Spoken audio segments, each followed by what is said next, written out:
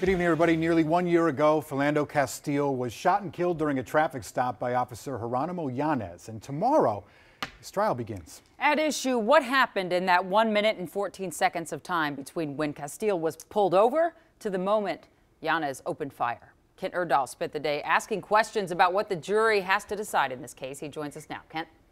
Well, Jen, a dash cam video from the squad car of Officer Yanez will be a key piece of evidence in the trial, but it likely won't be as critical as the credibility of Yanez himself and the people selected for the jury.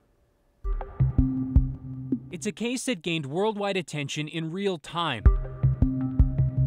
We got pulled over. I told him not to reach for it. I told him to get his hand out. And when Diamond Reynolds went live on Facebook to detail Officer Geronimo Yanez shooting and killing her boyfriend, Philando Castile, it was immediately tried in the court of public opinion. What do we want? Enough is enough!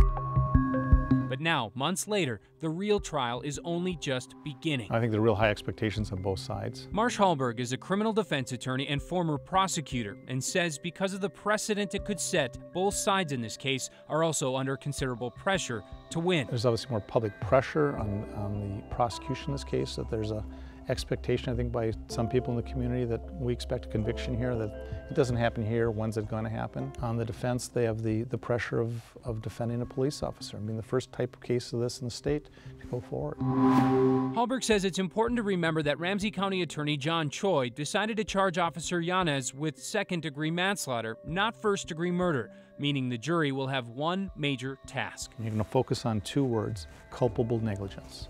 And you're going to go, what the heck does that mean?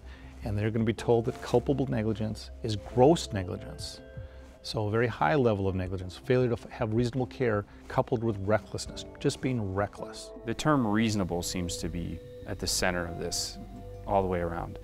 Attorney Choi brought up that word itself on the day that he charged Officer Yanez. No reasonable officer, knowing, seeing, and hearing what Officer Yanez did at the time, would have used deadly force under these circumstances. I think you're going to hear that phrase in opening statement, and I bet you hear that phrase in closing statement. But isn't reasonable also his burden in the courtroom beyond a reasonable doubt?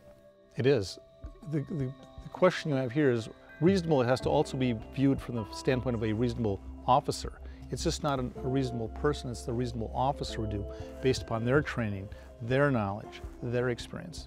And why 7 shots, right? He says Officer Yanez and Diamond Reynolds will give very different arguments about what or was not reasonable that night, which is why he says a verdict will come down to their credibility and the 12 people judging them. I think jury selection is the most important part of the case. There are studies I've seen that say that people decide how they're going to decide a case just minutes into a trial. I've tried cases that I knew I won before I started, and I've lost cases I knew I was going to lose before I started, just because of the makeup of the jury I had to work from. Now, because of its importance and the scrutiny involved, jury selection is expected to last at least a week, and the trial itself could last another 3 weeks. Guys. Thanks for getting us caught up, Kent. Appreciate it. All right, joining us now, Lou Raguse. Lou has been